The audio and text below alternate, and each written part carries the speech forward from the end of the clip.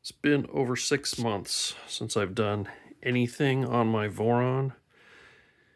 I've gone over it enough in my other videos. Long story short, I purchased the 3D parts from a company instead of the printed forward program. The filament was bad. I have had extreme layer adhesion problems with the parts, and also they didn't send me all of the LDO revision C parts that are required for the build, so I had to contact them for those, which they sent me. They sent me replacement parts for the 3D printed parts that had layer adhesion so bad that they were breaking. I don't have much faith in the rest of the gray parts either, because I had some that I could hear cracking as I'm tightening them, and I know I'm not tightening them too much. I've built enough things with 3D parts that I know that wasn't for me over tightening. But I didn't want to tear everything apart and redo it, because they did finally send me a full set of replacement plastics in black. So I could tear this entire thing apart and replace every single gray part with black parts. I am deciding not to do that and just hope that the print quality is good and that the parts won't break. So anyway, that got me to buy a carbon fiber gantry system, because I didn't have faith in the 3D printed parts for the stock gantry system, and that led me to needing to use an umbilical setup instead of chain guides, because you can't mount chain guides to the carbon fiber tubes. I guess there's probably a way you could engineer something, but yes. And then instead of CAN bus, I got Nitehawk-SB, which is a Raspberry Pi based umbilical system, and had to find some 3D parts to print to support it. So at that point, I stopped working on it. I was just so frustrated. So here we are. I'm starting to work on it. If I can get a view here, the first thing I did yesterday, first time I worked on it in literally, 6-7 months, I added this. This is a, if you can see it, a chamber thermistor. I had my friend graciously printed a bunch of black ABS parts for me on his printer, and had him print this shroud that has a little clip built in to hold a thermistor, and then I ran it to the Nitehawk toolhead board. I had to cut off the stock connector and put a different one on, because it uses a smaller pin than the LDO. I don't have the tools to actually crimp those properly. They are so small, so I'm more worried that they may break. And even just looking at this picture, that wire might have, no, it's not broken, but it's not crimped to the actual wire casing, and I didn't know how else to do it. I was ending up using pliers. But it's just a chamber thermistor. It's not a huge thing. Hopefully it'll last. If it doesn't, I guess I can maybe try again. And now that this is in this position, it's not closing right, as if it's rubbing on something. Whatever. Yeah, so then we go back to the bottom. So again, this is using a umbilical system. So I got some printed parts that will hold the umbilical cable, although not tightly, and also hold the Bowden tube. So I've got a Bowden tube mount up there, and then I'm just routing the umbilical down to another part my friend printed for me. I could have done this in gray ABS, which would have been a closer match, because it shouldn't get that hot, but I'd rather have it in ABS just in case. So it has a slot, kind of hard to see, grayish, blackish cable. It has a slot just big enough for the umbilical to pass through. It actually, you can kind of push and pull it if you needed to, or you can just loosen the two bolts that are holding it in place and add or remove slack. Then it goes through to the wiring channels. I put these on for the first time today, the covers for the wiring channels. And because this umbilical is so thick, I didn't want to cram it in with all the wires. So I chose to zip tie it, of course, after I put the covers on. So it was a pain in the neck fishing the wire tie in through one of these slots and then out the adjacent slot. But I wanted to do that in case I had to take the whole cover off, which is also a huge pain in the neck. So that's attached there. Then it goes around to here. And again, same thing. It's attached there. It's attached there. And then this one goes over the top because I was sick of fishing these wires through. And this one is basically a strain relief. So it goes around this corner. Another one that goes over the top. It's not holding it very tight. This one has a little bit of tension because it's acting as a strain relief, because the wires from the tool head go into this 3D printed part that I got with the Nitehawk-SB USB tool head board, which also gets power. So there's power that goes down into there and comes out to this wire here. It says to tool head.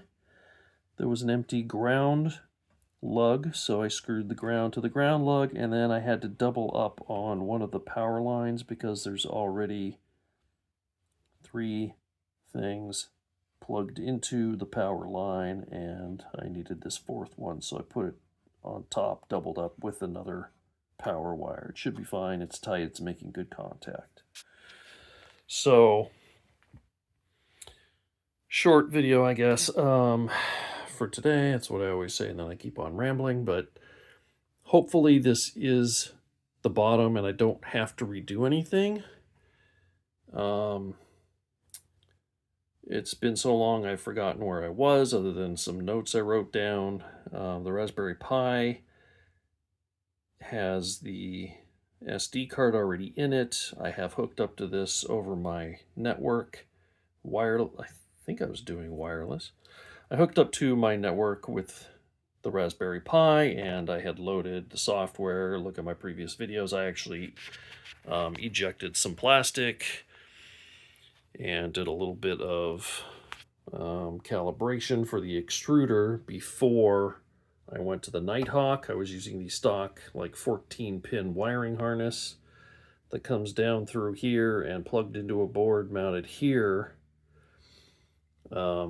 breakout board, so the wires from the tool head used to plug into a board here, and then individual wires from it went to the Octopus board.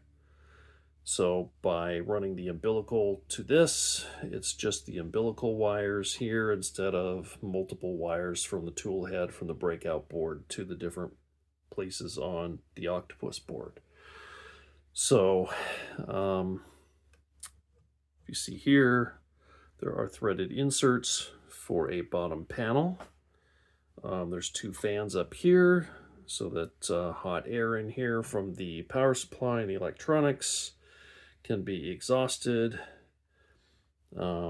These 2 don't have fans, and you can see it's open mesh, so there should be plenty of airflow through the electronics. So I'm right now just trying to decide if I should put the bottom panel on now. And cross my fingers that I don't have to go back into this, and if I do, I think it's only, what is it, 2, 4, like 6 screws hold that bottom panel on, I believe, so it's not like a huge deal if you have to take it off. And then, yeah, the next thing is to put it right side up and start installing drivers for the Nitehawk-SB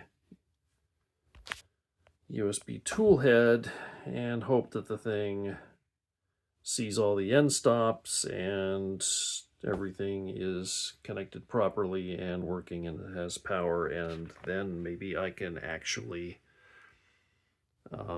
print something.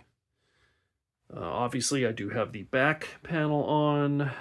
This comes with a complete enclosure, so I've got clear panels for the left and right side and top, and then there are opening doors for the front. There are designs for the opening door latches, and in fact the panel latches that are much better than the vanilla latches that are part of the Voron 2.4 design spec. But I've got the stock ones, and that's what I'm going to be using. Like I said, this is so much money I have wrapped up in this, and now so much time. I'd really like to actually start using it. Prusa has been serving me well, but I got this in a big part for speed and being able to print larger parts. So that's an update, 6 or 7 months, however long since I last touched it. I believe I have my electronics all in place. I believe I have, other than the actual Bowden tube, where that brings the filament to the tool head, I just have a little piece of Bowden tube in there when I was testing the extruder. And then I need to print some clips that hold the Bowden tube to this umbilical cord, which is just, I don't know how that's going to work. I'm hoping it's going to be okay and not drag on prints.